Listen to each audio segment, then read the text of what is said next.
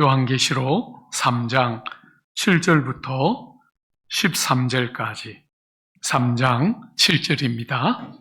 빌라델비아 교회 사자에게 편지하라. 거룩하고 진실하사 다윗의 열쇠를 가지시니 곧 열면 닫을 사람이 없고 닫으면 열 사람이 없는 그가 이르시되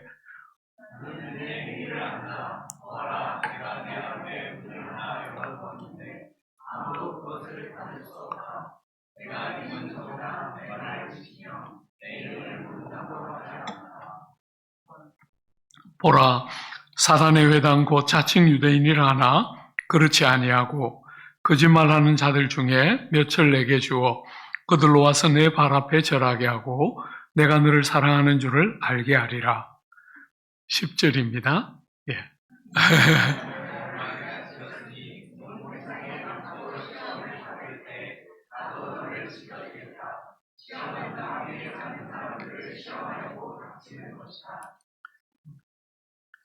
내가 속히 오리니 내가 가진 것을 굳게 잡아 아무도 내 면류관을 빼앗지 못하게 하라.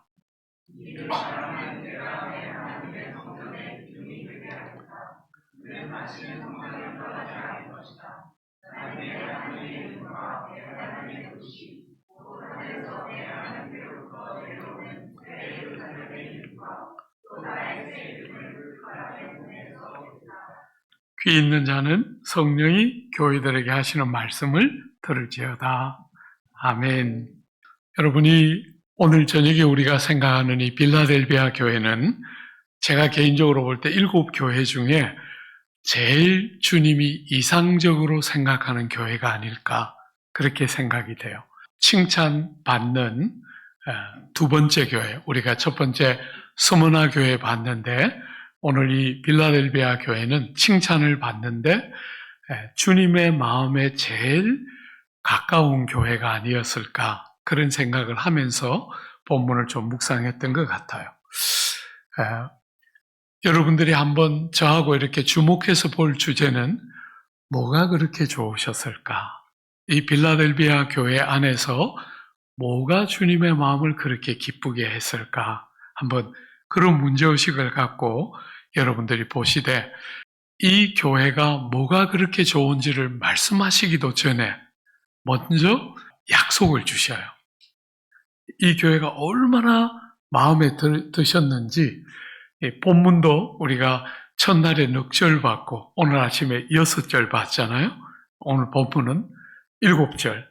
상대적으로 훨씬 길게 본문이 구성되어 있고 그런데 뭐가 그렇게 좋은지를 말씀하시기 전에 먼저 약속을 먼저 주고 계세요. 한번 보세요. 여러분 7절에 보면 주님 당신의 성품을 이렇게 표현했죠. 그죠? 거룩하고 진실하사 다윗의 열쇠를 가지시니 곧 열면 닫을 사람이 없고 닫으면 열 사람이 없는 그가 이르시되 볼지어다 내가 내 앞에 열린 문을 두었으되 능히 닫을 사람이 없으리라. 여러분이 다윗의 열쇠라는 말은 뭘 상징하느냐 하면 약속된 메시아의 나라입니다. 그죠? 약속된 하나님 나라의 상징이 다윗인데 그 다윗의 열쇠를 가지고 있다 하면 다가오게 되는 약속된 메시아의 나라가 내포하고 있는 모든 존귀와 아름다움에 들어가는 문을 여는 열쇠이지요. 그런데 이 사랑하는 빌라델비아 교회를 향해서 문을 열어서 아무도 닫을 수 없는 문을 열어놓았다는 거예요. 문을 활짝 열어서 그 문에 들어가서 메시아 왕국에 약속되어 있는 모든 아름다움과 존귀를 마음껏 가까이 가서 누리고 경험할 수 있는 그 문이 활짝 열렸다. 이렇게 지금 왜 좋아하시는지를 이야기하기 전에 먼저 약속을, 축복에 대한 약속을 먼저 주고 계시죠? 여러분 우리가 야고보서에 보면 이런 구절이 나와요. 야고보서 1장에 보면 내 사랑하는 형제들아 속지 말라. 온갖 좋은 은사와 온전한 선물이 다 위로 빛들의 아버지께로부터 내려오나니 그는 변함도 없으시고 회전하는 그림자도 없으시니라. 하나님께서 우리에게 주시는 것은 온갖 좋은 은사와 온전한 선물을 주신다. 이렇게 말했어요. 여러분 혹시 세상을 살면서 그런 거 보신 적 있어요? 어떤 사람에게는 돈을 많이 주시는데 유익이 안 될 때가 있어요. 제가 이렇게 외국 생활 저도 짧게 7년 할 때 외국 생활 하면서 저분에게 좋은 학벌은 참 보탬이 안 되는구나 이런 느낌을 받은 사람들이 간혹 있었어요. 그죠? 우리가 세상이 흔히 좋다고 하는 것은 대부분의 경우에 한쪽에 밝은 면이 있고 한쪽에 어두운 면이 있어요. 세상 사람들이 좋아하는 건 대부분 그렇게 반쪽짜리예요. 한쪽이 좋으면 한쪽이 안 좋은 게 일반적인데 하나님이 주시는 은사와 선물은 그렇지가 않다는 거예요. 온갖 좋은 은사를 주시고 온전한 선물을 주신다는 거예요. 좋은 쪽 있는데 나쁜 쪽도 같이 있는 세상에 있는 그 어떤 것과 구별되고 다르고 하나님이 우리에게 은사를 주시고 선물을 주실 때는 정말 온갖 좋은 은사와 선물도 온전해서 균형이 깨뜨려지지 않는 정말 어느 쪽으로 봐도 좋은 그 은사를 누가 말입니까? 위로 빛들의 아버지이신 하나님께로 그게 온다는 거예요. 사랑하는 여러분, 정말 그렇죠, 그죠? 세상에서 좋은 것은 좋은 것 같은데 해가 될 때가 많이 있어요. 차라리 저 사람이 없었다면 얼마나 좋았을까. 그런 생각 참 하게 만드는 사람들이 간혹 우리는 이렇게 만나서 알게 되잖아요, 그죠? 근데 하나님이 우리에게 주시는 것은 정말 온전한 선물과 온갖 좋은 은사인데 그런 것은 위로 빛들의 아버지신 하나님께로부터 오기 때문에 속지 말라. 그렇게 말. 오늘 다윗의 열쇠를 가지시고 문을 활짝 열었다.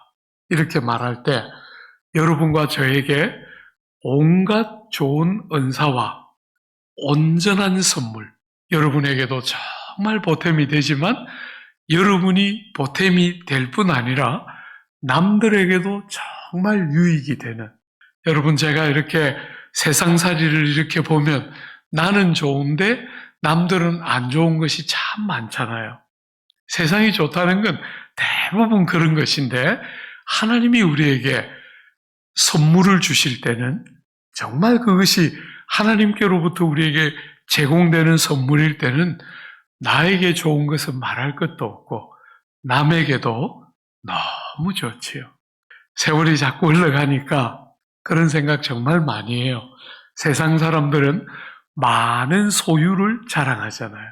여러분이 주님 앞에 서보면 많은 소유는 하나도 자랑거리가 아니에요.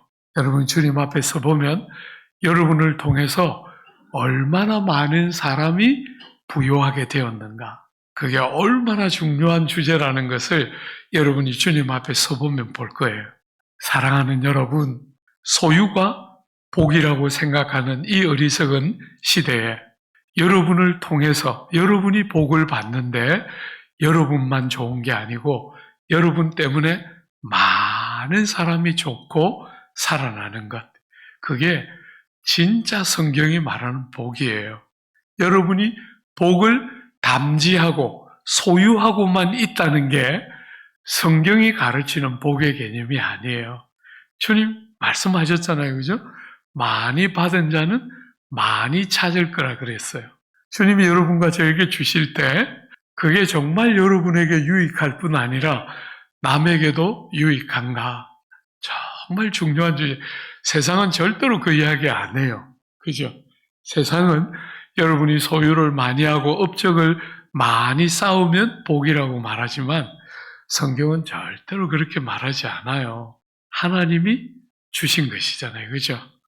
많이 받으면 얼마나 많이 흘려보내고 얼마나 많이 나누었는가 하는 게 굉장히 중요한 주제라는 것을 여러분이 인생을 살아가면 살아갈수록 보게 될 거예요. 반포에 그 비싼 땅에 사는 우리 성도들에게 제가 늘 하는 설교 중에 하나예요. 제발 내가 땀 흘려 벌었는데 내 자식에게 원하는 만큼 준다. 제발 그렇게 살지 말고 자식에게 주고 싶은 거 10개 있으면 6개만 주고 혹은 7개만 주고 나머지 3개 혹은 4개 남의 자식한테 한번 줘봐라. 어떤 일이 생기는지 한번 보자. 제가 늘 조국 사회는 너무 오랫동안 가난하고 힘겹게 살았던 사회이기 때문에 이제 먹고 살만한 세상이 되니까 원하는 것 마음껏 하는 게 성공이라고 생각해요. 이제 좀 바뀌어야 된다.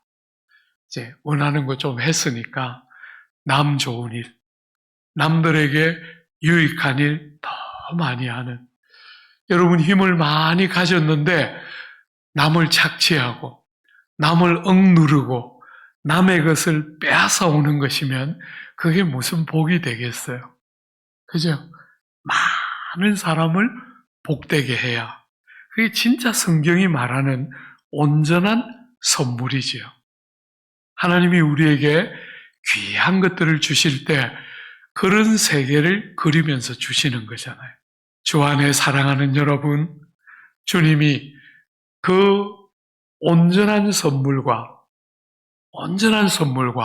온갖 좋은 은사를 자유롭게 액세스할 수 있는 문을 활짝 열어놨다는 거예요. 활짝 열어뒀다. 도대체 이 빌라델비아 교회에 뭐가 이렇게 좋으셨을까? 한번 보십시오.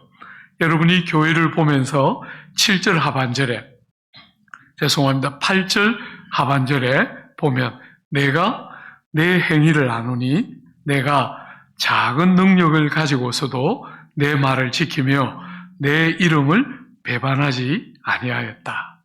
여러분 이 교회를 보시면서 주님이 좋은 거 3가지. 첫 번째, 내 말을 지켰다. 이렇게 말씀하셨어요. 어떤 면에서 제가 목회자로서 조국 교회를 섬길 때 제일 가르치기 어려운 주제 중에 하나가 말씀을 듣고 말씀을 따라 사는 것이 얼마나 중요한지를 너무너무 잘 못 배우는 게 조국 교회인 것 같아요.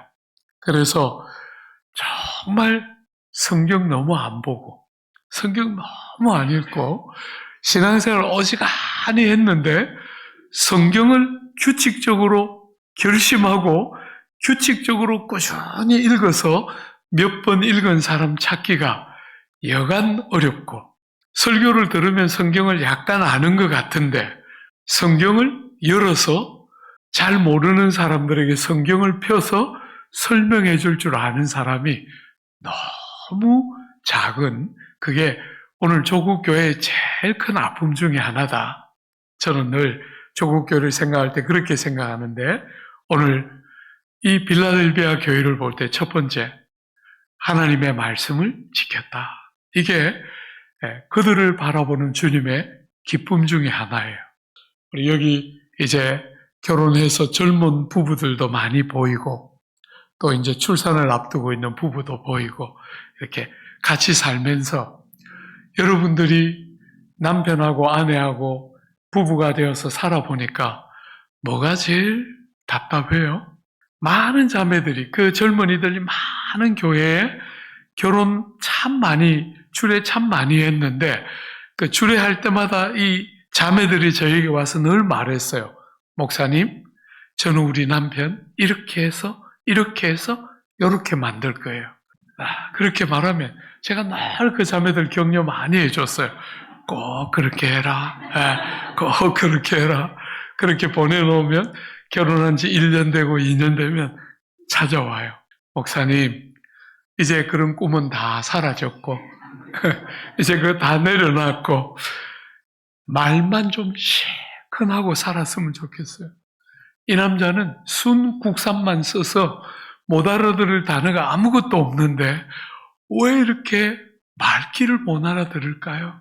네, 자매들이 저한테 와서 늘 답답해하면서 하소연하는 말이 안 통한다. 그러면 제가 그 자매들 딱 붙들고 네가 아내로서 해야 될 제일 중요한 역할은 네가 무슨 말을 하더라도 이 남자가 말귀를 알아듣도록 만드는 게 아내로서 너가 해야 될 제일 위대한 과업이다. 귀를 열어서 누가 말하든지 듣는 사람이 되게 하는 것. 그건 너무너무 중요한 과제다. 다른 거 다 포기해도 되니까 그거는 꼭 포기하면 안 된다. 제가 늘 가르쳐요.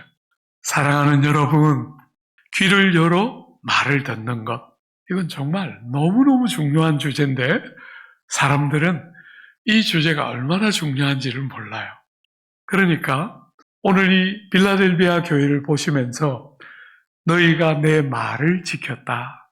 이 주님의 기쁨도 잘 모르는 거예요. 여러분, 구주 세상 계실 때 우리에게 그렇게 말씀하셨잖아요. 나의 계명을 가지고 지키는 자라야 나를 사랑하는 자니. 우리가 주님을 사랑한다는 것은 주님의 말을 귀담아 듣고 시편에 있는 시편 기자의 말처럼 그 들은 말씀을 원수들이 빼앗아가지 못하도록 내 마음에 두었다 할 때 그 두었다가 무슨 뜻이냐면 원수가 어디에 있는지 보지 못하도록 혹은 원수가 그 소중한 말씀을 빼앗아서 노략질 못하도록 보존해 두었다. 그런 단어예요. 감추어 두는 거죠. 그죠? 사랑하는 여러분, 주님의 말씀을 귀담아 듣고 그 말씀을 따라 순종하는 것을 주님이 얼마나 크게 기뻐하는가. 이 가장 어떤 면에서 이상적인 교회의 첫 번째 제목으로 내 말을 지켰다. 이렇게 말씀하셨다. 사랑하는 여러분, 여러분의 인생의 구체적인 삶의 자리에서 어떤 것들을 디시전할 때, 결정할 때 하나님의 말씀은 여러분에게 어느 정도의 기준을 제시하고 있습니까? 그죠? 말씀이 딱 우리의 삶의 우선순위와 가치와 중요한 것들의 우선순위를 말씀을 따라 딱 재정리하면서 그렇게 살아야 제대로 사는 건데 우린 늘 우리의 생각, 우리의 논리를 따라 살고 말씀은 늘 뒷전으로 밀리는 게 제가 볼 때 조국 교회에 몸담고 있는 많은 성도들의 삶의 방식인 것 같아요. 그렇게 하면 자꾸 돌아가는 거죠. 그죠? 자꾸 돌아가는 거죠. 여러분 제대로 가는 것 같은데 지나놓고 나면 손에 아무것도 잡히는 게 없어요. 그렇게 살면 아무것도 잡히는 게 없어요. 뭔가 많이 하는 것 같은데 남는 게 있나요? 열매가 있어야 하는데 열매가 너무너무 중요한데 그렇게 끝없이 세상의 논리와 자기의 경험만 붙들고 살면 정말 세월이 흘러가면 아무것도 남는 게 없는 거죠. 하나님의 말씀 딱 붙들고 순종할 때 사랑하는 여러분, 그게 정말 얼마나 중요한 주제인가.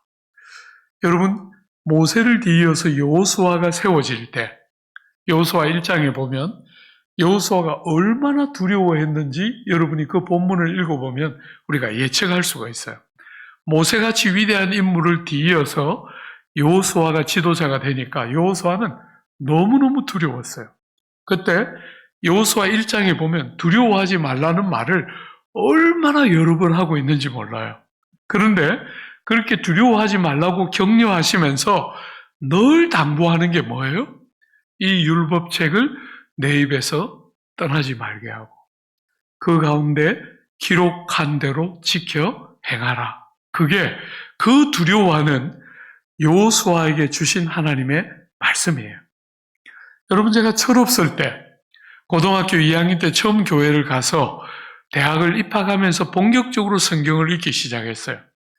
말씀을 너무너무 사랑하시는 원로 목사님, 제가 대학생 시절에 다니던 그 교회의 원로 목사님, 그러니까 그때는 현역의 담임 목사님이셨는데 지금 원로가 되셨는데 그 귀한 어른이 대학생인 우리들에게 늘 오셔서 하루에 4시간씩 성경 읽는다는 이야기를 그렇게 많이 하셨어요.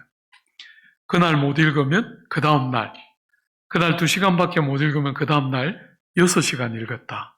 이런 이야기를 얼마나 자주 하셨는데 한쪽 귀로 듣고 한쪽 귀로 흘리다가 대학교 2학년 딱 겨울방학, 그러니까 1학년 겨울방학이 딱 시작되는 2학년이 시작되는 그 해에 목사님이 오셔서 또 똑같은 말씀을 하셨는데 그날은 그게 비수처럼 제 가슴에 확 꽂혔어요. 그래서 그때 결심했어요. 저분은 목사님이니까 하루에 4시간, 나는 평신도니까. 여러분, 그때 제가 정치외교학을 전공할 때거든요. 목사할 생각은 한 번도 안 해봤어요. 그래서 평신도니까 나는 하루에 2시간, 바보같이.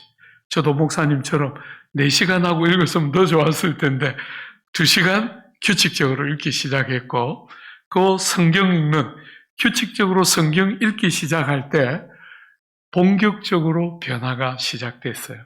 사랑하는 여러분, 제가 대학을 졸업할 때까지 한 30독 정도 하고 3년 동안 1년에 8독에서 10독 정도 하고 대학을 졸업했어요. 꾸준히 하루에 2시간씩 읽었는데 그 성경 읽기가 제 생각과 삶을 완전히 송두리째 바꿨어요. 가치가 달라진 거죠. 그죠? 가치. 세상에서 성공하고 세상에서 잘 되고 훌륭한 일 많이 하면 되겠지. 이렇게 생각하고 있던 저에게 전혀 다른 생각.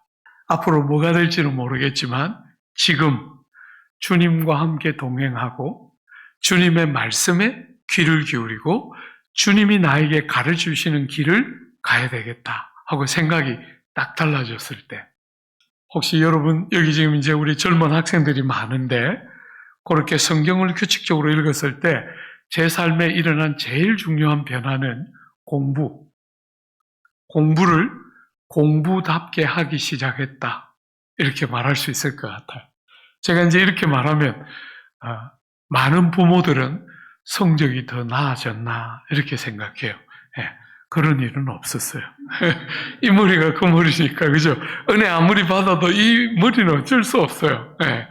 성적이 더 나아지진 않았지만 공부를 공부답게 했어요.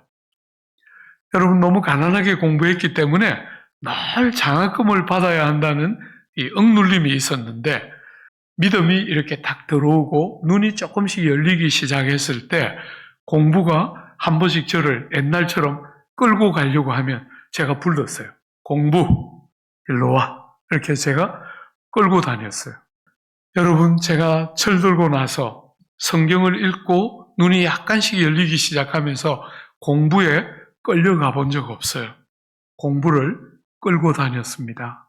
성적은 똑같았지만 적어도 공부에 끌려다니진 않았어요. 내 참 주인이신 주님이 계시고, 그죠? 공부를 하면서 앞으로 내가 뭐가 될지는 모르지만 주님을 섬기는 공부를 해야 한다는 것이 깨달아졌을 때, 공부가 딱 있어야 할 자리를 차지하기 시작하면서 정말 공부를 공부답게 하기 시작했어요. 더 커지지도 않고 더 작아지지도 않고 딱 적절한 자리, 공부가 있어야 할 자리에 딱 있도록 세워놓고 공부했어요. 그래서 성적도 적절한 만큼 나왔지만 그것보다 더 행복했던 것은 공부를 왜 하는지를 선명하게 알고 공부를 했다는 거예요. 주님을 위해서 인생을 살아야 되겠다 결심했는데, 앞으로 뭐가 될지는 모르겠지만 지금 이 공부도 주님을 위해서 해야 된다는 게 딱 깨달아졌을 때 공부가 약간 놀이처럼, 공부가 약간 행복한, 내가 가장 사랑하는 그분을 섬기는 도구로 공부가 딱 보이기 시작하자 공부에 안 끌려가기 시작했어요. 사랑하는 여러분, 주님의 음성을 듣고 지켰다. 이게 빌라델비아 교회를 바라보는 그분의 첫 번째 기쁨이에요.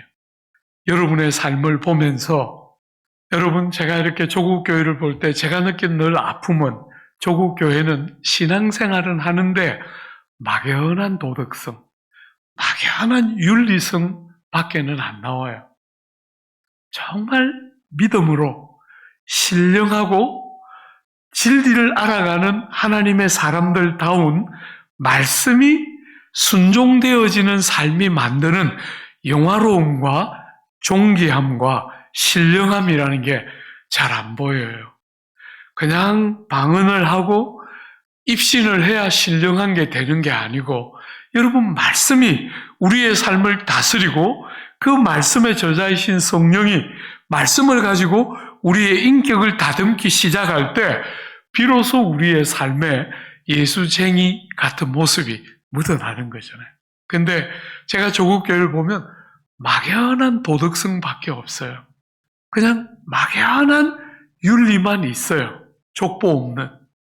말씀을 들은 백성다운, 말씀을 순종하는 사람들다운, 그분을 사랑하고 그분을 선택하는 사람다운 그 신령함들이 너무 안 묻어나는 것이에요.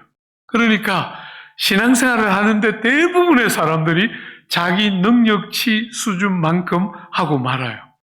주 안에 사랑하는 여러분, 말씀을 순종하는, 말씀을 지켰다라고 주님이 우리를 보실 때, 여러분 한 분 한 분을 보실 때 그렇게 우리를 바라볼 수 있도록 사랑하면 말에 귀를 기울이는 거잖아요. 그죠? 형제와 자매가 데이트하는데 사랑하는 고백은 하는데 말을 들을 줄 몰라. 그런 것들은 안 되는 거죠. 그죠? 네. 사랑하면 말이 들려야 할 거 아니에요.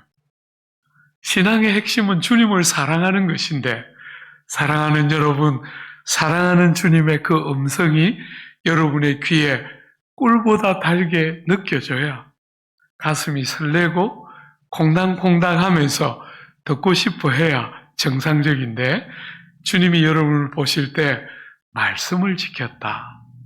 한번 생각해 봐요. 빌라델비아 교회를 보면서 너무너무 기뻐하시면서 너는 말씀을 지켰다. 이게 첫 번째였어요. 두 번째, 여러분, 내 이름을 배반하지 않았다. 여러분, 세상을 살면서 우리는 이 주제, 첫날에도 잠시 다루었지만 이 주제 많이 겪잖아요. 그죠? 저는 이제 목회를 하면서 사실 참 제일 어려웠던 거, 동생들이 한 번씩 신학교를 다니는 후배들이 와서 목사님 40년 목회에 뭐가 제일 어려웠습니까? 하면 제가 주저하지 않고 두 가지 이야기해요. 본문이 안 열려서 너무 힘들었다. 또 하나는 사람 사랑하기가 너무 어려웠다.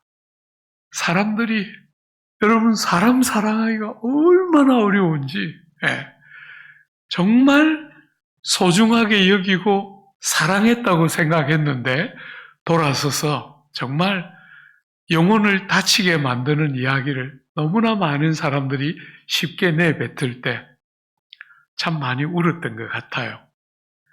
여러분, 우리가 세상 살면서 최선을 다하고 살았는데 삶이 여러분을 배반할 때 그때 어떻게 해요? 우리는 다 그런 일이 안 일어나기를 원하지만 일어나잖아요. 그죠? 그런 일들이 믿었던 사람들에게 배반을 당하고 오랫동안 하나님 앞에 기도하면서 소원을 아랬는데, 우리가 생각하는 그래도 주님이 이렇게 안에서 대답하지 않을까, 우린 예상답지를 어느 정도 가지고 주님 앞에 기도하는데 여러분의 기도가 너무 이상하게 가장 기대하지 않았던 방식으로 응답되었을 때, 심지어 주님께도 약간은 배반감 같은, 주님이 나는 별로 그렇게 중요하게 여기지 않는 건 아닐까. 다른 사람들은 주님이 꽤 때때로 그들의 삶을 도우시는 것 같이 느껴지는데 내 삶은 주님의 관심사에서 벗어나 있는 건 아닐까. 여러분, 우린 세상 살면서 이런 아픔을 한 번씩 겪잖아요. 그죠? 그때 어떻게 해요? 오늘 이 빌라델비아 교회는 너희는 삶이 너희를 배반할 때 내 이름을 배반하지 않았다. 오늘 제가 이 주관적인 시대, 너무나 많은 사람들이 내가 어떻게 느끼느냐, 이게 객관적인 진리고 누가 말해도 이것은 포기할 수 없는 진리다, 이런 것들이 점점 줄어들고 사람들이 하나같이 내가 뭘 생각하고 내가 뭘 느끼고 나에게 뭐가 중요한가 하는 이 주관주의 시대를 사는 오늘 같은 시대에 너무나 많은 사람들이 내가 제일 중요하다고 생각하고 내가 불행하면 불행하고 내가 좋으면 모든 것이 좋은 것처럼 여기고 살아가는 이 시대에 삶이 여러분을 배반하고 우리가 전혀 생각하지 않았던 다른 결과를 우리가 인생살이에서 딱 손에 쥐게 되었을 때 여러분 어떻게 하셔요? 빌라델비아 교회는 그런 순간에 주님의 이름을 배반하지 않았다, 이렇게 말했어요. 여러분과 제가 그런 아픔을 가지고 하나님 앞에서 울면 하나님이 많이 위로해 주시는 거잖아요. 그죠?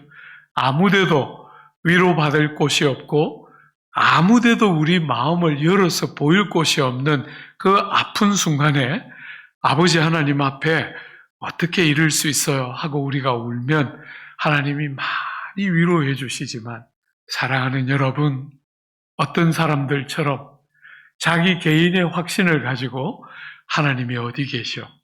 하나님이 계시면 이럴 수 있어?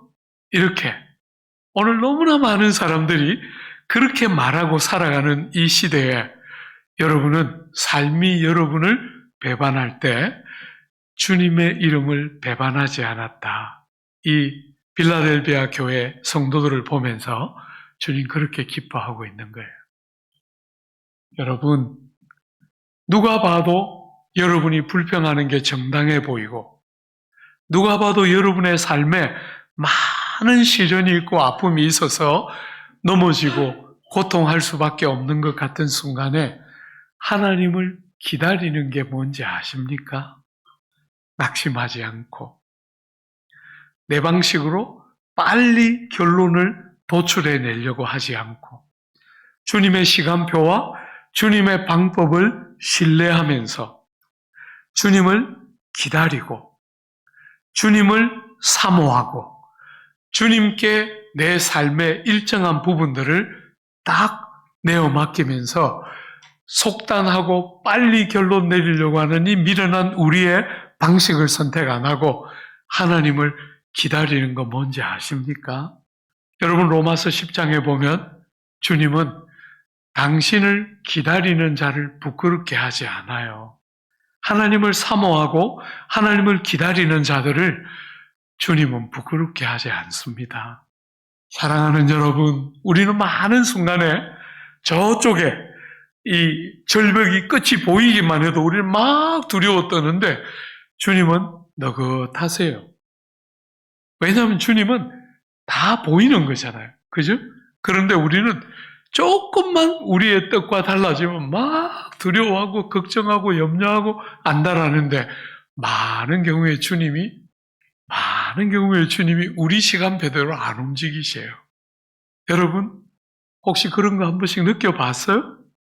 저는 그 제자들 교회라는 되게 젊은 교회를 목회할 때 아이들이 너무 많이 태어났잖아요. 그죠? 그러니까 부속 건물을 상가에서 그때 예배를 드리고 있을 때인데 적지 않은 수의 사람들이 상가에 모여 있는데 부속 건물을 얼마나 얻어야 했는지 모르겠어요. 아이들이 자꾸 태어나니까.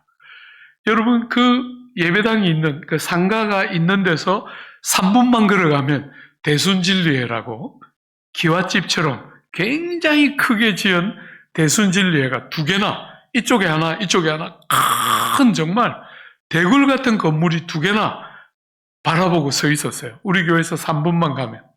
제가 지나가면서 기도했어요. 하나님, 이것들도 이렇게 많이 주시면서 우리는 왜 이렇게 공간을 안 주십니까? 제가 주님 앞에 기도했어요. 그럼 주님이 저를 데리고 남산에 이렇게 올라가셔가지고 얘야, 저 밑에 있는 거 다 너 거야. 그러면 제가 대답했어요. 주님, 저는 그렇게 욕심이 많지 않습니다. 예. 우리 아이들 교육시킬 공간, 안전한 공간 하나만 주세요. 저거 다 안 주셔도 됩니다. 여러분, 그 실랑이를 몇 달을 했는데 어느 날 약간 깨달음이 왔어요. 무슨 말씀을 하시는지를 전혀 번지수를 못 맞추고 주님께 제가 늘 겸손을 가장하면서 저거 다 원하지 않습니다. 이렇게 말할 때 스스로 막 너무 좋아가지고 나는 얼마나 겸손한가. 저거 다 주시겠다는데 난 작은 것만 원하니 이 기도 안 들어주실 기도인가? 이러면서 막 버텼는데 여러분 어느 날 약간 철이 들고 제정신이 들면서 보이는 거예요. 하나님께 주님께서 공간 주시는 건 얼마나 식은 죽 먹기예요. 근데 주님께 뭐가 어려워요? 어머니 모태로부터 죄 중에 태어난 여러분과 제가 죄인의 제일 중요한 특징은 하나님 없이 사는 거잖아요. 그죠? 예수 믿고도 우리가 제일 잘하는 건 하나님 배제하고 살기에 그런 우리에게 하나님을 신뢰하고 사는 삶을 가르치는 게 얼마나 어려워요. 400년이나 종살이했던 이스라엘 백성들에게 그들에게 인격과 자녀됨의 영광을 가르치는 것은 얼마나 어려운 주제인지 몰라요. 땅을 가져도 종살이하고 있고 자유가 되었는데도 종살이를 하고 있는 그들의 인격을 하나도 손 안 대고 공갈하거나 협박하거나 채찍질로 다스리지 않고 자녀의 존영을 그대로 가지고서 아버지가 원하는 것을 선택하는 것은 얼마나 어려운 주제예요. 평생 종살이 하던 존재들이니까, 그죠? 어느 날 그게 약간 보이는 거예요. 주님의 때를 기다리고 주님의 방법을 기다리라는 건데 이렇게 바보같이 겸손을 부리면서 떨면서 속히 안 주신다고 이렇게 하나님 앞에 답답해하는 제가 얼마나 답답하셨을까. 약간 깨달아지고 눈과 눈이 딱 마주쳤을 때 그게 딱 깨달아지자 얼마 안 있어서 여자 집사님 한 분이 저보고 말했어요. 목사님, 우리 남편이 어느 고등학교 교장 선생인데 학교에 들어가서 예배 드리면 어떻겠어요? 제가 아무 일도 없는 듯이 얼굴 이렇게 한번 생각해 보겠습니다. 그리고 집에 가서 집사람한테 말했어요. 왔다. 우리가 오래 기도했는데 마침내 전혀 모르는 분이 와서 저기 우리 교회 저기 학교에 들어가자 그런다. 얼마나 좋았는지 몰라요. 여러분 들어가서 우리 아이들 전부 그냥 교육공간 하나씩 다 깨차고 교실 다 비어 있으니까 주일날. 그죠? 주차 그냥 몇백 대 해도 되는 주차장. 야, 늦게 깨달았는데 깨닫고 나니까 그거 금방 주셨어요. 그러니까 저는 주님 앞에 주님 저거 다 안 주셔도 됩니다. 얼마나 위에 드렸는데 그러면서 겸손을 얼마나 부렸는데 눈을 전혀 못 맞추고 있는 거잖아요. 그죠? 우리가 믿음으로 사는 게 어떤지를 가르치고 싶어 하시는 건데 기다리고 사모하고 신뢰하고 의지하고 어떤 결과가 주어졌을 때 하나님이 했어요. 그런 거 말고 전혀 길이 보이지 않는 삶의 자리에서 주님 때문에 창세기 12장에 아브라함이 본토와 친척과 아비 집을 떠나가시는데 사랑하는 여러분 그 사건을 히브리 11장에 히브리의 기자는 뭐라고 해석했어요? 아브라함이 하나님의 말씀을 쫓아갈 때 갈 바를 알지 못하고 갔다는 거예요. 믿음이라는 것은 뭐가 꼭 보여야만 가는 게 아니고 하나님을 신뢰하기 때문에 하나님을 기다리고 사모하기 때문에 전혀 안 보이는 길을 주님의 말씀 하나를 딱 붙들고 걸음을 딱 내딛는 것이 믿음의 삶일 때가 너무 많은데 우린 자꾸 하나님 앞에 기도해요. 주님, 내가 이거 해주시면 얼마든지 주님 잘 믿어드릴 테니까 한번 해봐요. 우린 늘 그렇게 기도 순서를 바꿔요. 우리가 원하는 것 자꾸 붙들고 주님과 딜을 하고 싶어 해요. 주님을 믿는 것이잖아요. 그죠? 의지하는 거잖아요. 이 의지가지 없는 세상에 우리의 참 소망과 위로와 힘이 하나님이심을 범사에 인정하는 사람이 되기를 그렇게 기대하는 거잖아요. 그래서 우리의 기대를 때로 실망시키기도 하시고 우리가 원하는 기도 제목과 너무 다른 결과를 주실 때 낙심하고 불평하고 원망해도 하나님이 혼내시는 것은 아니지만 여러분이 그런 자리에서 주님을 기다리고 나는 주님을 신뢰해요. 나는 주님을 기다립니다. 할 때 아버지가 그렇게 좋은 거잖아요. 그죠? 너는 내 이름을 배반하지 않았다. 사랑하는 여러분, 주님이 이 빌라델비아 교회를 볼 때 어지간한 사람들 그 지점에 가면 다 걸려 넘어졌는데 너는 내 이름을 배반하지 않았다. 딱 붙들고 주님을 신뢰하고 의지하며 기다리는 거지.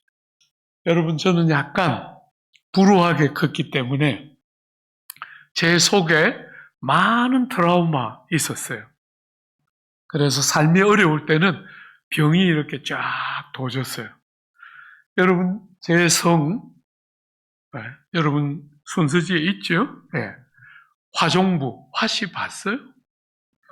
그래, 조국 땅에 제가 이렇게 집회 가면 한문 좀 하는 어른들이 저보고 물어요. 본이 어딥니까? 이렇게 묻습니다. 그러면 제가 대부분의 경우에 아브라함 화씨입니다. 이렇게 대답해요. 뭐 볼 게 아무것도 없어요, 족보에. 사랑하는 여러분, 참 어렵게 컸어요. 가난하게. 그리고 많은 트라우마를 가지고 보호받지 못하는 많은 상처를 안고 컸습니다. 유학을 갔는데 하필 간 게 영국이잖아요. 그 물가 비싼 영국에 갔습니다. 물건 하나 살 때 세금이 17.5%가 붙었어요. 요즘은 어떤지 모르겠는데 하여튼 그렇게 물가가 비싼 땅에 가니까 돈도 없는 사람이 거기 유학을 가니까 간지 1년째 될까 말까 할 때 월세를 낼 수 없는 통장 형편이 딱 월세를 낼 수 없는 상황이 됐을 때 제가 기도했어요. 하나님, 많은 사람이 간증했던 것처럼 저도 한번 줘보세요. 이렇게 기도했어요. 여러분이 다 예상 가능한 대로 그렇게 기도하면 안 주셔요. 안 주시더라고요. 월세도 못 낼 정도밖에 잔고가 안 남았는데 안 주셨어요. 그래서 제가 다시 기도하러 들어갔어요. 그쯤 되면 이제 병이 도지거든요. 병이 딱 도지면서 제가 하나님 앞에 기도했어요. 씨가 다릅니까? 주는 씨가 있고 안 주는 씨가 있지요. 저는 안 주는 씨에 속했지요. 이러면서 뾰족뾰족한 기도를 막 쏟아냈어요. 여러분 주셨겠어요? 안 주셨겠어요? 그렇게 살아서 벌떡거리면 안 줘요. 그죠? 다시 이제 뭐 기도 외에는 아무 길이 없으니까 월세 내야 될 날은 가까워오고 통장은 보나만 하고 하니까 간절히 기도했어요. 세 번째 들어가서 주님, 안 주시면 그냥 공부 그만하고 한국 가라는 줄 알고 공부 그만하겠습니다. 꼬리 딱 내렸더니 딱 나오자마자 전화 한 통 왔어요. 목사님, 제가 한국 들어가게 됐는데 제가 쓰던 차 목사님 드립니다. 프랑스 대통령이 타던 차 시트로엔입니다. 여러분, 한국에는 그런 브랜드가 잘 안 들어오는데 미국은 어떤지 모르겠어요. 영국에는 그 시트로엔이라는 그 프랑스 차가 많이 들어와 있거든요. 그걸 저한테 주시면서 공짜로 다 주고 가겠다 그러면 시가 700만 원밖에 안 합니다. 여러분, 월세 70만 원이 없어서 절절 매는데 시가 700만 원이 어디 아이 이름입니까? 너무 좋아서 막 전화 끊고 막 너무 감격했어요. 씨를 구별하지 않으시는구나. 주님은 정말 믿는 성도들에게 주시는구나. 너무 좋았어요. 금요일 저녁에 이분이 저한테 전화하셨어요. 목사님, 오늘 라운드바웃을 돌다가 영국은 신호등이 많지가 않고 로타리가 많이 있는데 라운드바웃이라고 부르는데 그 라운드바웃을 돌다가 앞차와 박치기 해서 수리불능 판정이 나왔습니다. 그렇게 딱 되면 상처가 다시 쫙 올라와요. 주님 앞에 제가 비통하게 기도했어요. 그거 그냥 주시기 그렇게 아까웠어요. 주님 앞에 막 나쁜 소리 막 해대했어요. 이분이 전화를 끊으면서 목사님 너무 죄송한데 금요일이라 보험회사 다 문 닫았는데 월요일 날 보험 처리 부탁드립니다. 이렇게 말하고 갔어요. 월요일 날 아침에 그 보험증을 들고 보험회사 찾아가는데 얼마나 부하가 나는지 그거 그냥 주시면 팔아서 700만 원 월세도 내고 내가 잘 쓸 텐데 그걸 그렇게 해코지를 하셔가지고 뭘 그렇게 답답해 섭섭해 하셨는지 그걸 그렇게 그냥 안 주시고 그걸 다 망가뜨려가지고 나보고 이렇게 바쁜 사람을 보험 처리하라고 보내니까 얼마나 부하가 나는지 막 가서 막 탁 이렇게 보험 서류를 그 영국 자매한테 탁 내니까 저를 위아래로 딱 보더니 보험 서류 보고 차량이 완파 판정을 받았으므로 수리 불량함으로 현찰로 드립니다. 700만 원. 딱 줬어요. 여러분 제가 약간 여러분에게 오늘 저녁에 설교했던 것처럼 하나님을 나는 기다릴 거야. 주님이 뭐 다른 생각이 있을에 틀림없어. 주님이 틀림없이 다른 계획을 갖고 계시게 하고 좀 버티면서 기다리다가 그 700만 원 손에 딱 넣었으면 제가 전국을 다니면서 간증 안 했겠어요? 그런데 큰 나쁜 말 했는데 700만 원 딱 현찰로 딱 손에 쥐니까 그렇게 눈물이 나는 거예요. 이런 것도 주시는구나. 이렇게 쓸모없고 이렇게 불평밖에 못하고 이렇게 어리석고 이렇게 미련하고 자기밖에 모르고 자기 논리, 자기 방식 끝없이 신앙생활이라고 하는데 하나님을 의지하기보다 자기밖에 모르는 이 미련한 것에게도 선을 베푸시는구나. 와, 얼마나 정말 그 두 개가 하늘과 땅처럼 차이가 나는 것 같이 느껴지면서 너무너무 그렇게 많이 울었어요. 사랑하는 여러분, 얼마나 많은 사람들이 하나님을 자기 수준으로 생각해요. 그래서 내가 실패하면 주님도 실패하는 것처럼, 내가 안 되면 주님도 안 되는 것처럼, 그렇지 않고, 사랑하는 여러분, 주님은 그런 분이 아니세요. 우리는 자주 주님을 실망시키고 참 미련함을 드러내는데, 하나님은 변함없이 신실하고 변함없이 우리를 사랑하시기 때문에 그 모든 미련함과 어리석음에도 불구하고 하나님의 은혜가 우리의 삶에 늘 있었던 이유는 우리가 얼마나 무익한지와 하나님이 얼마나 신실하신지를 그렇게 선명하게 대조적으로 가르치시면서 하나님을 제대로 의지하기를 원하는 거잖아요. 그거 가르치는 게 이렇게 어려운 주제인 거예요. 목사인데, 그때 이미 목사였는데, 그렇게 그냥 감각적으로 자기 생각대로, 자기 느껴지는 대로 그냥 말하고 다니는 그 미련한 사람에게도 하나님은 선하시기를 변함없이 얼마나 잊혀지지 않는 사건들 중에 하나예요. 사랑하는 여러분, 주님이 여러분과 저의 삶에 어떤 환경을 허락하실 때, 우리의 기대와 다른 삶의 어떤 일이 우리에게 닥쳐올 때, 어떤 것은 그래도 이건 너무한 것이 아닌가, 이건 너무 큰 주제가 아닌가 하는 아픔이 여러분들에게 다가올 때, 불평해도 하나님이 절대로 여러분 보고 혼내고 나쁜 이야기 하시지 않지만, 사랑하는 여러분, 주님께 눈을 맞추고 주님의 시간표와 주님의 방식에 여러분과 저를 굴복시키고 주님을 사모하는, 주님을 기다리는, 사랑하는 여러분, 기다림이 쉽지 않은 주제인 것은 틀림없지만 모든 좋은 것은 기다림의 과정을 거쳐서 주어지는 거잖아요. 그죠? 모든 좋은 것은 기다리는 과정을 거치지 않으면 절대로 우리에게 허락되지 않아요. 제가 그 교육열이 넘치는 반포에 있는 학부모들에게 자주 집사님, 권사님, 아들 좀 믿어줘요. 제가 그런 이야기 해요. 그러면 우리 집사님이나 권사님들이 저보고 목사님, 뻔히 불보듯이 뻔히 안 될 길을 가고 있는데 어떻게 믿어주라는 거예요. 사랑하는 여러분, 잘 생각해 봐요. 그 아이의 가능성을 믿으라는 게 아니에요. 어떻게 믿어요? 그죠? 그 아이의 가능성을 믿으라는 게 아니에요. 그건 세상이 하는 말이죠. 그죠?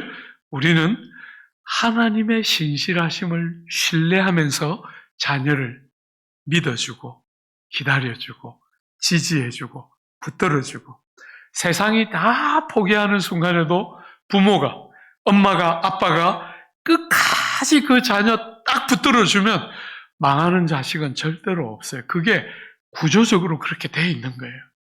사랑하는 여러분, 자녀들은 때가 되면, 일정한 시간이 되면 부모 품을 다 떠나요. 누구 없이 다 때가 되면 떠나요.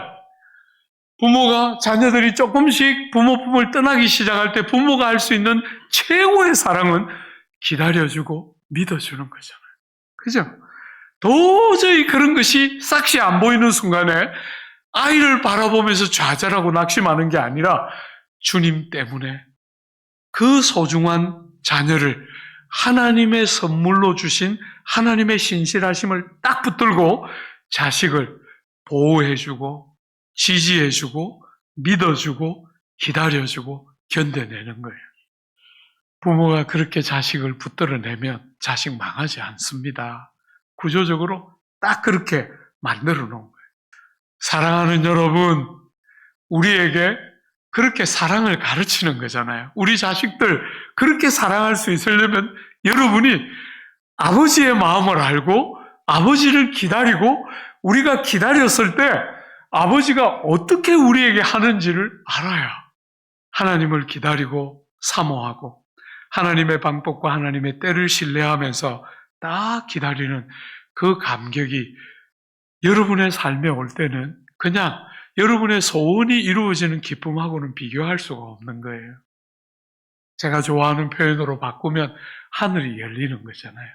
그죠? 땅에 사는데 이렇게 한계투성이고 이렇게 약점투성인 땅을 사는 우리가 하늘이 열리면서 하나님이 주시는 기쁨과 감격을 맛보는 거잖아요. 여러분, 오늘 이 빌라델피아 교회를 향해서 주님이 이 두 가지 칭찬을 하시면서 이 말씀을 지키는 것과 또 주님의 이름을 배반하지 않는 이것을 어떤 상태에서 했다고 말씀하셨어요? 제가 이런 설교를 하면 우리 조국 땅에 있는 많은 성도들은 대부분에 벌써 마음에 큰 능력 주옵소서 이렇게 기도해요. 벌써 저도 그렇게 살 수 있도록 큰 능력. 근데 여러분 놀랍게 오늘 본문 뭐라 그랬어요? 작은 능력을 가지고 말씀을 지키고 이름을 배반하지 않았다는 거예요. 이게 믿음이 갖는 영광이에요.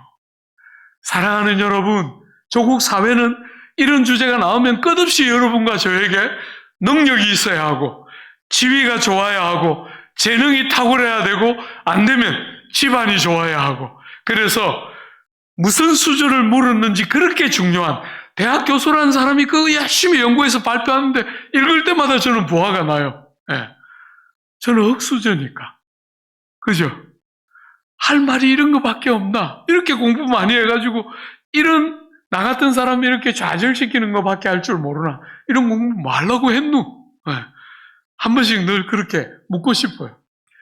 사랑하는 여러분, 세상은 끝없이 그렇게 초점 맞추는데 여러분, 하나님의 말씀은 너무 놀랍게 이 모든 놀라운 일을 작은 능력을 갖고 했다는 거예요. 이게 신앙의 영광이죠.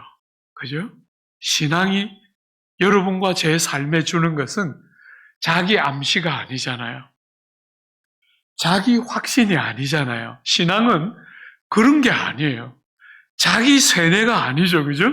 신앙은 그분에 대한 의지요, 신뢰인 거잖아요. 그러니까 내가 얼마나 훌륭한가, 내가 얼마나 탁월한가가 중요한 게 아니고 내가 붙들고 의지하고 찾고 부르는 그분이 얼마나 광대하고 그분이 얼마나 선하고 그분이 얼마나 능한가가 핵심인데 제가 조국 교회를 섬길 때 성도들에게 너무너무 안 가르쳐지는 거예요. 믿는다고 말은 하는데 자꾸 보고 있으면 자기를 믿어요. 하나님을 믿는 자기를 믿어요. 여러분 구분이 되십니까? 자기를 믿는다 그러면 다들 싫어하니까. 그죠? 하나님을 믿는 자기를 믿어요. 하나님을 믿는 것 같은데 자기를 믿고 있는 거죠. 여러분, 작은 능력을 가지고 이 놀라운 일을 할 수 있는 이유가 뭐예요? 우리가 믿고 의지하는 이가 그렇게 크고 광대한 거죠. 생각해 보신 적이 있으세요? 여러분과 저의 능력의 문제가 아니고 우리의 자질의 문제가 아니고 우리가 신뢰하고 의지하는 그 하나님의 능력이 우리를 능하게 하는 것이 뭔지 생각해 본 적이 있어요?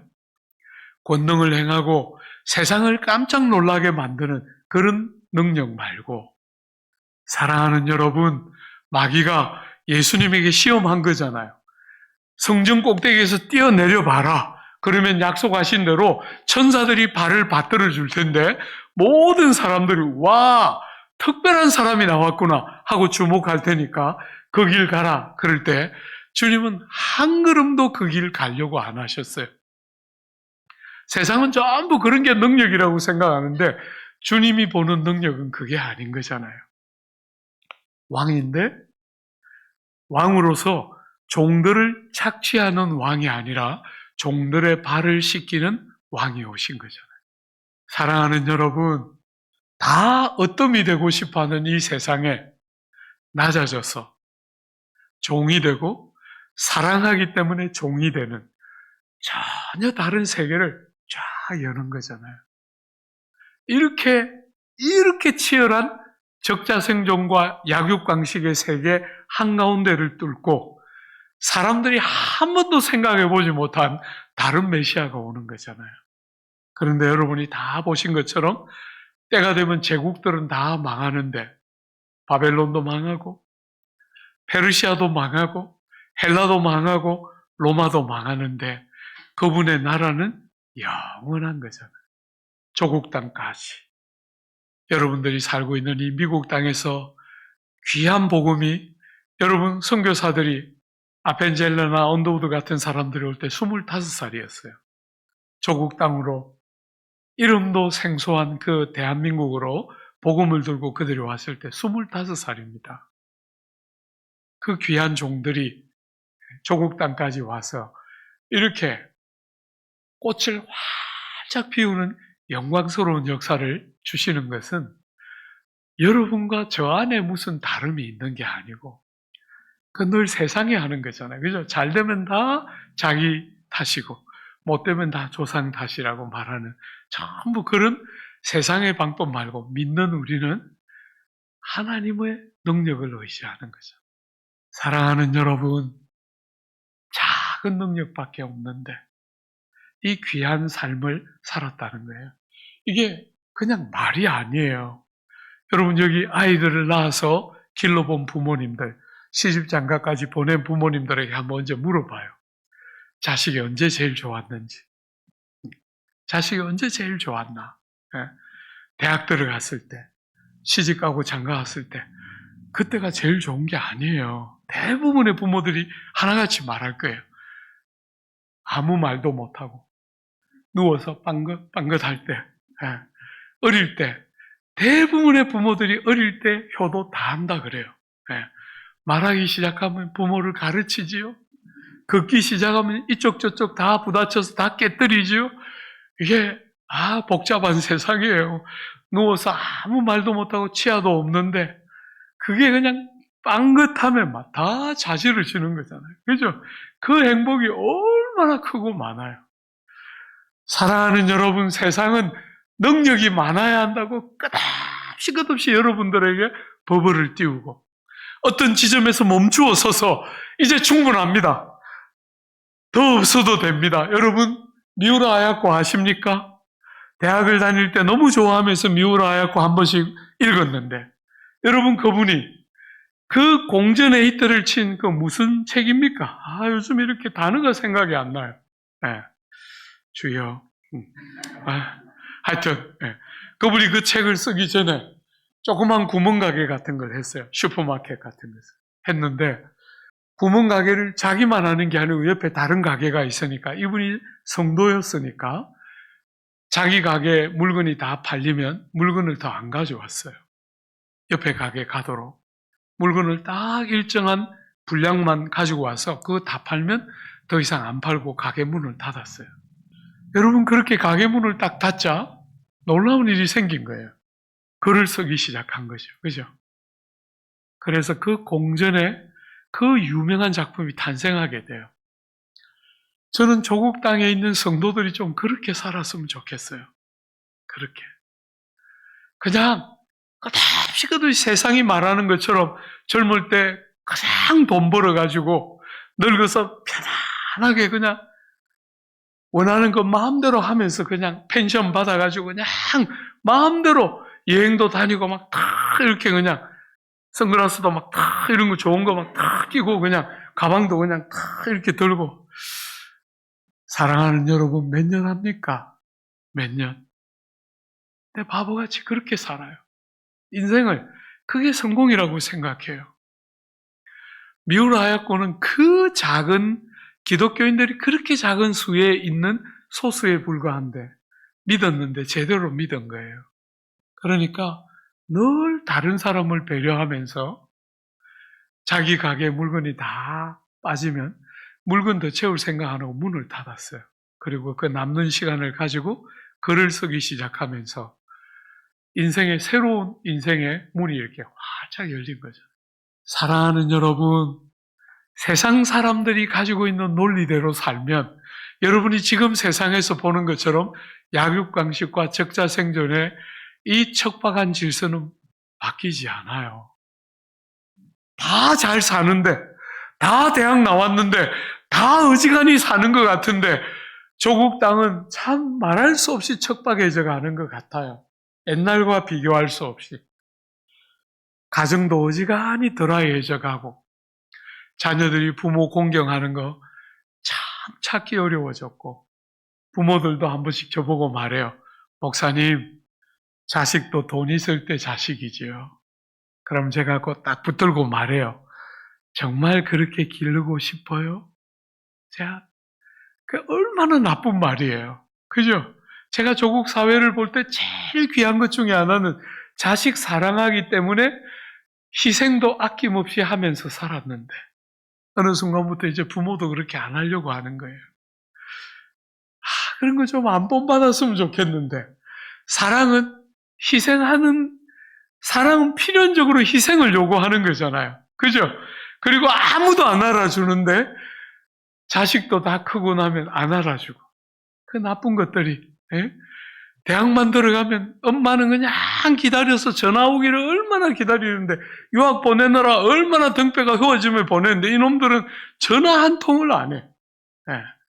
한국에 오면 방학 때 오면 또 그냥 친구 만난다고 그냥 다니지 엄마 옆에 붙어있지를 않아. 엄마는 그리워 죽겠는데 전화 한 통을 안 하고 이것이 바깥에서 한번 전화하려면 너무 설레는 가슴으로 전화를 딱 받았는데 받으면 또 좌절하는 거잖아요.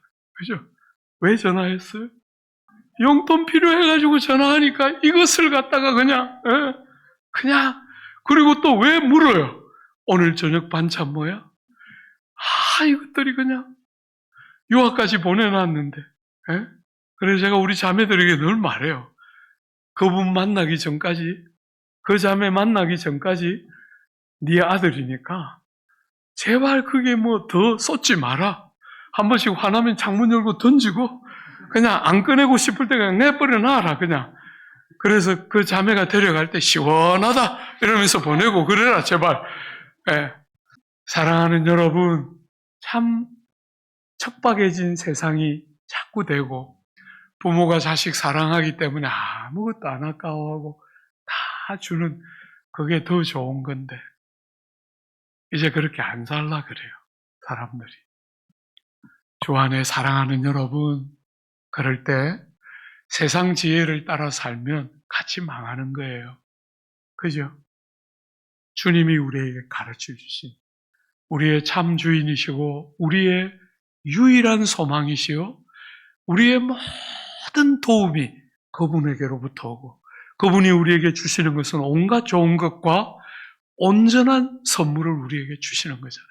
흉내만 내시는 게 아니고 정말 영원토록 우리의 삶을 그렇게까지 책임지시는 아버지를 신뢰하고 의지하고 믿는 것을 인격적으로 목줄을 딱 잡고 말을 들을래 불이익을 당할래 하면 그냥 불이익 당하기 싫으니까 말을 들으려고 하는데 평생 그렇게 산 여러분과 저를 주님은 절대로 그렇게 대하지 않고 자녀로 공갈하고 협박하지 않고 사랑하고 기다리고 믿어주고 지지해주면서 우리들이 말씀을 깨달아서 열려진 눈을 가지고 아버지를 믿고 기다릴 때 그분이 얼마나 좋은지 오늘 이 빌라델비아 교회에 그렇게 주님이 말씀하고 있는 거잖아요. 너는 그 작은 능력을 가지고 어린아이가 웃는 것밖에 못하는데도 우리를 다 뒤집어 놓는 것처럼 작은 능력을 가졌는데 아버지를 기다리고 아버지의 말씀을 지키려고 애를 쓰는 그 빌라델비아 성도들의 모습이 그렇게 좋았다는 거예요. 사랑하는 여러분, 하나님이 여러분을 볼 때 어떤지 모르겠어요. 우리는 세상처럼 자꾸 높아져야 한다. 더 많은 것을 가져야 한다. 더 능해져야 한다. 혹시 이루고 있습니까? 아니면 그런 방법 말고 나를 찾아오신 그분, 우리는 관심도 없었잖아요. 그죠? 저는 주님을 도중에 믿었기 때문에 저는 관심도 없었어요. 그분이 어느 날 제 삶에 딱 찾아왔을 때 말할 수 없었어요. 너무너무 감격적이고 나 같은 것도 이렇게 사랑을 해주시는구나 하는 게 얼마나 감격적인지. 사랑하는 여러분, 그 하나님이 여러분과 저의 인격적인 반응을 기대하는 거잖아요.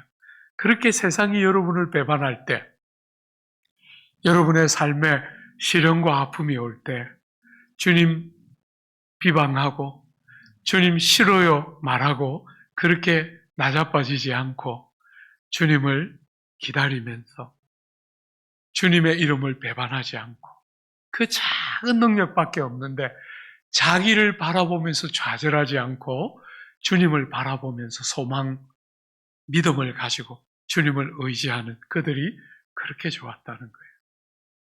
사랑하는 여러분, 남아있는 짧은 시간 가지고 주님이 이들에게 무슨 말을 하고 싶어 하는지 한번 보세요. 몇 가지만 한번 봐요. 여러분, 10절 한번 보십시오. 네가 나의 인내의 말씀을 지켰은즉. 여러분, 주님의 말씀의 별명이 인내의 말씀이에요. 여러분과 제 본성을 거스르는 속성을 갖고 있는 부분이 말씀 안에 들어있기 때문에 여러분과 제가 아멘 하면서 다 받아들일 수 있는 본문이 아닌 순간이 때때로 있기 때문에 기다려야 해요. 그죠? 인내하고 주님의 시간과 방법을 기다리는 그 인내의 말씀하고 불렀죠? 11절에 내가 속히 오리니 내가 가진 것을 굳게 잡아 아무도 내 면류관을 빼앗지 못하게 하라. 주님이 속히 오신다는 거예요. 여러분이 기다릴 때 언제 오시나? 벌써 오셔야 되는데 우리는 이렇게 자꾸 말하는데 주님은 우리에게 변함없이 약속하셨어요. 속히 올 것이다. 여러분, 제가 한 때와 두 때와 반 때 이야기했죠. 그죠? 우리 생각보다 길어질 때 절대로 낙심하지 말고 주님이 때를 단축하시면서 속히 오실 것이 주님이 우리에게 변함없이 하신 약속이니까 뭐 하라고요? 말씀을 지키는 것과 주님의 이름을 배반하지 않는 것과 작은 능력밖에 없는데도 주님이 크고 광대하시기 때문에 이런 귀한 일을 꾸준히 주님의 때까지 낙심하지 말고 다 넘어지는데 다 그렇게 안 사는데 나만 그렇게 살 필요가 뭐가 있을까? 그렇게 절대로 말하지 말고 남들이 어떻게 살든지 간에 나는 주님이 부르신 그 걸음 가야지. 여러분, 제가 아무것도 모르는 제가 고등학교 2학년 때 처음으로 교회를 갔고 대학을 졸업하면서 신대원에 신학교에 들어간 제가 아무 생각도 없이 강해 설교를 해야 되겠다 하는 결심을 하루는 하게 됐어요. 그때 저를 사랑하는 주변에 있는 사람들이 다 말렸어요. 한국에서 강해 설교하면 목회 성공 못한다. 여러분, 강해 설교는 여러분이 저를 만나서 지금 금요일 오늘 아침 오늘 저녁까지 제가 설교 지금 몇 시간을 하고 있습니까? 그죠? 예? 강해 설교를 한 편 하려면 제가 해보니까 1시간에서 1시간 반은 있어야 돼요. 그런데 주일날마다 그렇게 한다고 한번 생각해봐요. 예. 거기다 광고를 20분 했거든요. 그러니까 예배가 자동적으로 2시간 다 넘어갔어요. 그런데 누가 오고 싶겠어요? 예. 조국 교회는 성도들이 대단히 감각적이고 논리적인 사람이 아니기 때문에 감동을 탁 끼치고 나와야, 설교 짧게 하면서 감동을 탁 끼치고 나와야 성도들이 좋아하고, 그러니까 강해 설교는 안 된다. 사랑하는 사람들이 다 반대했어요. 고민 많이 했어요. 왜 제가 목회 성공 안 하고 싶었겠어요? 그죠? 고민 많이 했어요. 어느 날 기도하고 있는데 주님이 마음에 생각을 하나 정리를 시켜줬어요. 내가 예수 믿었으면 됐지. 내 인생에 또 무슨 성공이 남았나. 이 생각이 문득 기도하고 있는데 제 마음에 딱 들었을 때, 와, 정말 너무너무 큰 자유가 딱 주어지면서, 그래, 성공은 너희들이 하고 나는 이 길 간다. 딱 그냥 결심이 딱 서서 바보같이 40년. 여러분, 목회를 시작하고 40년 지금 됐는데 바보같이 구는 재주 하나밖에 없이 그냥 시간이 나면 붙들고 그냥 본문 붙들고 실험한 게 이 모양이에요. 이제 은퇴하는데 제가 하나님 앞에 너무 죄송해요. 평생 그냥 성경 하나 연구하는 거 제 부름이라고 생각하고 달려왔는데도 이렇게 자신이 없어요. 사랑하는 여러분, 너무 죄송하고 부끄러운데 어쨌거나 평생 달려오면서 한 번씩 너무너무 감격적이에요. 강해 설교의 시대가 온 거잖아요. 그죠? 제가 다녀보면 반포에서 하는 설교 그대로 가지고 서천에 가서 하고, 그대로 가지고 강원도 정선에 가서 하고 해보니까 다 통하더라고요. 주 안에 사랑하는 여러분, 세상은 그러면 안 돼. 블루오션을 개척해야 되고 남들보다 한 걸음에 빨리 그 길을 가야 돼. 끝없이 말하는데, 여러분, 사랑하는 여러분, 저는 절대로 동의하고 싶지 않아요. 주님이 부르시는 곳으로, 주님이 여러분의 마음에 주시는 부담을 딱 가지고 주님의 방식으로, 주님의 때에 주님의 방식으로 한번 하면서 가봐요. 세상이 말하는 된다는 것은 대부분은 책임질 수 없는 약속이에요. 그러나 하나님의 말씀은 틀림없어요. 한순간도 후회하면서 오지 않았던 것 같아요. 주 안에 사랑하는 여러분, 여러분과 저의 삶에 주님이 속히 오실 것이기 때문에 여러분이 잘 가고 있는 믿음의 길, 아무도 여러분의 면류관을 빼앗아가지 못하도록 주님이 속히 오실 것이니까 절대로 여러분들이 잘 달려가고 있는 믿음의 길을 아무도 방해하지 못하도록 신실하게, 누가 그렇게 말하더라 따라가지 말고 성경이 뭐라 하는지 딱 붙들고 성령의 도움을 받아 우리의 참 구주이신 주님께 생명도 아끼지 않고 다 주신 거잖아요. 여러분, 젊을 때는 한 번씩 너무 많이 하신 거 아닌가? 나를 위해서 생명까지 다 드린 것은 너무 많이 하신 게 아닌가? 이런 터무니없는 생각 참 많이 했어요. 복음을 다 못 깨달으니까. 주님이 날 위하여 돌아가셨다 하는 게 세월이 갈수록 얼마나 위로가 되는지 모르겠어요. 여러분과 저처럼 허물 많고 모순투성이고 한계투성이고 자격 없고 공로 없는 우리를 자기의 전부를 드리면서 사랑하신 그분을 믿고 붙들고 그분을 기다리고 그분을 사모하는 것이 얼마나 여러분과 저의 특권이에요. 얼마나 큰 특권이에요. 사랑하는 여러분, 12절 마지막 한 절만 한번 봐요. 이기는 자는 내 하나님의 성전에 기둥이 되게 하리니. 여러분, 이 지역은 지진이 많이 나는 지역인데, 지진이 많이 나는 그 지역에 제일 중요한 게 뭐예요? 지진이 나도 버텨주는 기둥이잖아요. 그죠? 성전에 기둥 삼는다는 거예요. 그러면 그렇게 어려움이 닥쳐올 때 무너지지 않을 뿐 아니라 그가 받들고 있는 집은 다 같이 살아나는 거잖아요. 그죠? 성전에 기둥되게 하리니 여러분 그가 결코 다시 나가지 아니하리라. 내가 하나님의 이름과 하나님의 성 곧 하늘에서 내 하나님께로부터 내려오는 새 예루살렘의 이름과 나의 새 이름을 그의 위에 기록하리라. 여러분은 미국에 있으니까 잘 알겠지만 이름을 기록한다는 게 무슨 뜻이에요? 사인을 하는 거잖아요. 그죠? 사인을 왜 합니까? 보증하기 위해서. 이것은 틀림없습니다 하고 보증하기 위해서 사인을 하는데 새 이름으로 주님의 이름과 예수님의 새 이름과 하늘로부터 내려오는 새 예루살렘의 이름, 새 이름으로 이 빌라델비아 성도들로 상징되는 기둥에다가 이름을 세 가지로 삼중적으로 사인을 하시면서 보증하신다는 거예요. 틀림없다. 이 사람들은 안 봐도 된다.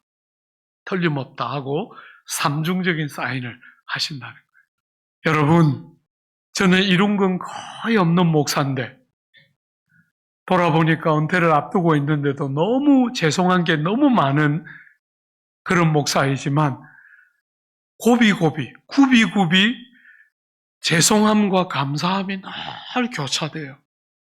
너무너무 죄송하고 아직도 이렇게 보잘것없어서 너무너무 죄송하고 너무너무 감격적이에요. 이 다름질을 이제 다 달려왔다 생각하니까 얼마나 감사한지 모르겠어요. 사랑하는 여러분, 주님이 여러분이 삶의 어떤 순간에 여러분의 삶을 이렇게 돌아볼 때 여러분의 개인적인 확신 말고 주님이 세 가지 이름으로 한 가지 이름만 해도 충분히 되는 보증인데 세 가지 이름을 기록하면서 틀림없다